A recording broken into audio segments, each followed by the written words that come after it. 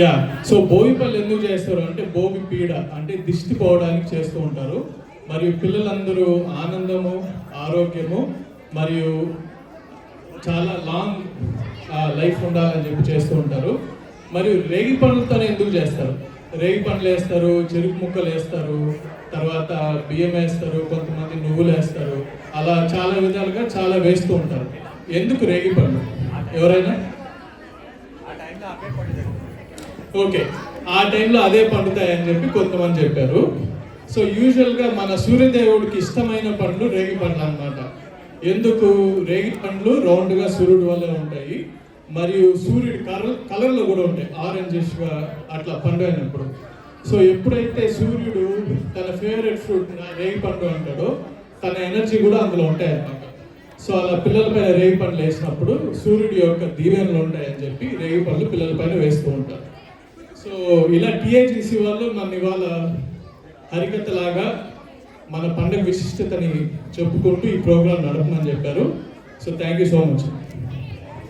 ఆయన చెప్పింది జాగ్రత్తగా గుర్తుపెట్టుకున్నారా అందరూ? తర్వాత మీకు మిస్ పెడతాం. ట్రివియా ఉంటుంది, చాలా అద్భుతమైన గిఫ్ట్లు ఉంటాయి.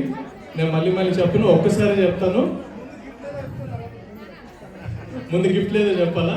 గిఫ్ట్ లేదు, అప్పుడే చెప్పండి, ఇంకా సర్ప్రైజ్ ఏముంది. ఓకే, పిల్లలందరూ వచ్చేసారు. మా లేడీ వివోడీస్ ని కూడా మేము స్టేజ్ మీద ఆహ్వానిస్తున్నామండి భోగి పళ్ళు పిల్లలందరికీ పోయడానికి.